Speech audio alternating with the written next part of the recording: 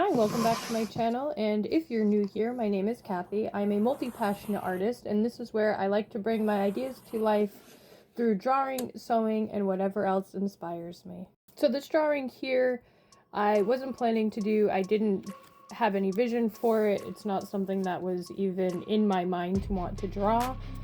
It kind of came to me in a way. I was not looking for inspiration at all. I didn't even have another drawing planned.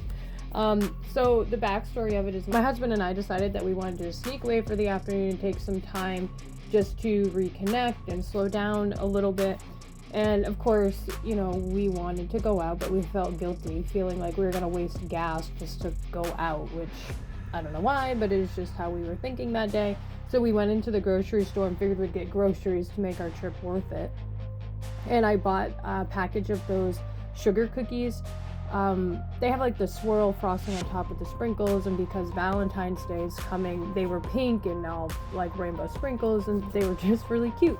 And also they're like one of my favorite treats that I get. After we went in and got our groceries, we didn't know what to do, so we just decided to go to the mall and just sit in the parking lot. I mean, there wasn't so much anything planned, like I said, and we didn't want to go home. So we went and sat at the mall parking lot, and I was eating the cookies, he was eating his snacks, you know, not really doing anything, just talking and kind of escaping our responsibilities for the moment. And after I gobbled up a few cookies, I noticed by the time my third one, I had it sitting like kind of on the dash, and I was holding it. The light, how it was coming in through the windshield, it just made my cookie like something way cooler than what it actually was. I mean, it was sparkling, and each sprinkle had this really cool shadow that was going across the frosting, and every time you would move it, it was just sparkling and glittery, and it was just really pretty. It was just a super pretty cookie in the sunlight.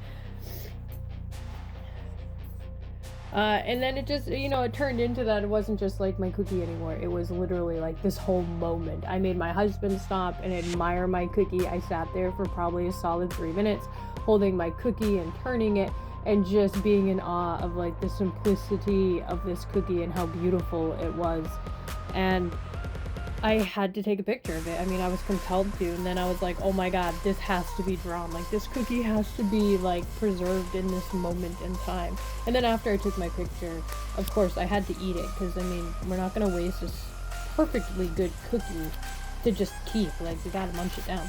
A few days later, I started drawing it. I sketched it all out and got it all, you know, down to like the baseline of where I start my pictures from, and then I decided that I would film it so you guys could see the process of my cookie. Besides that, I was so excited about my cookie and I really wanted to share it. There's times that I find that as an artist, I see things different than what other people normally would see. Like, most people would have been like, yeah, okay, cool, it's a cookie in the sun, like whatever. I all of a sudden, like, my whole life had to stop. Like, it was like a whole unworldly moment, and I'm just in awe and like fangirling over a cookie. So I just have these moments where I'm awestruck by just the simple beauty of things, and then I just have to draw it. It's just like a compulsion. Like, I just have to. Like, I don't know what it is. It just needs to be drawn.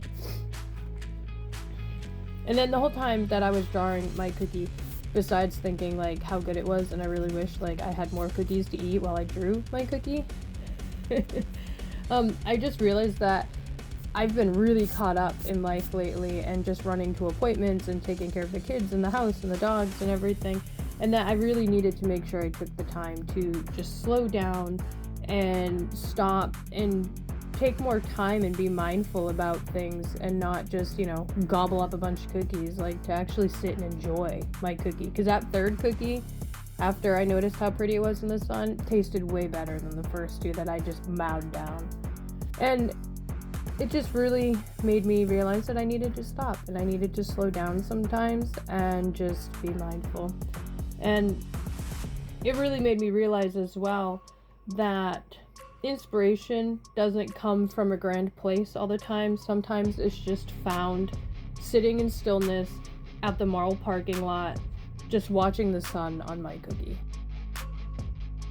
I found with this drawing too that the sprinkles, each one took quite some time to get the shadow right and to get the shadow right on the sprinkle itself. And I found myself keep wanting to speed my way through it and just like good enough it, if that's a saying, and just be like, oh, that's good enough, that's good enough. And I think I went over every sprinkle like 3 or 4 times, I swear, because I would do it and be like, oh, that's good enough. And then I'd be like, no, I gotta like slow down and like have patience with this.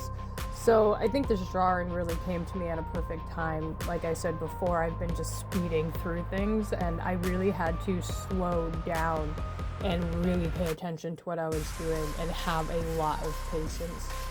This drawing here is one of the first drawings I've ever done in realism that is not a portrait of a person or flowers or an animal, or I guess a living object, so to speak. So it really took a lot more technicality than I was prepared for, and I had to have a lot more patience than I was prepared for. So I guess this one, like I said, came at like a perfect time of me needing to slow down and have some patience and just enjoy the process of it. Once I got into that mindset, I found that I sat down and just was able to crank out this drawing and enjoyed the process and really was into it and focusing and going slower, and it was really quite enjoyable to do. It makes me want to actually draw more food items as well. I don't think they get enough recognition of being pretty, and I think maybe possibly I might find some more food items to draw if I find something that inspires me the way that this one little cookie did.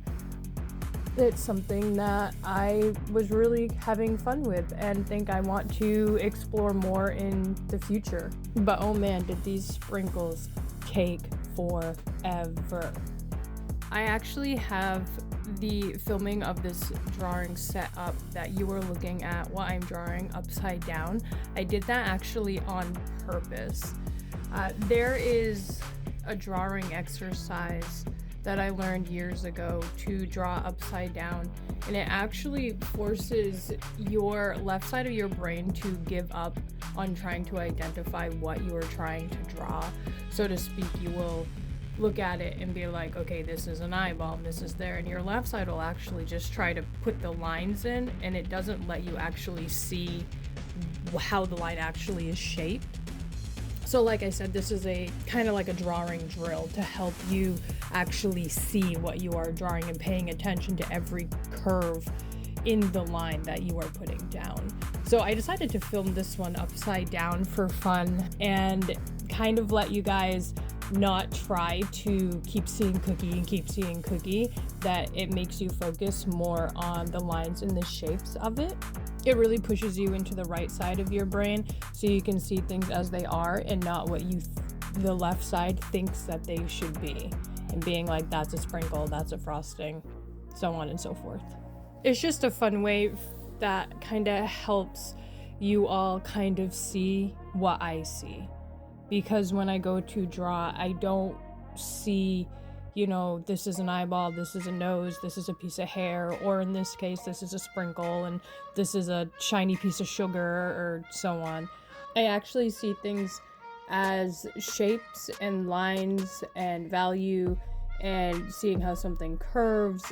I don't identify with anything that I'm actually drawing on what it's supposed to be. I only see shapes and lines, I guess, is the best way to explain it. I don't think there's really a better way. So by doing it upside down, you guys can kind of see how I see things as an artist. You're not trying to identify what it is I'm drawing. You're only seeing the lines that I'm drawing. So it's just kind of a fun way to give you guys a little bit of artist sight that I see when I draw. And then once it gets turned around and you see it right side up, it's kind of mind-blowing.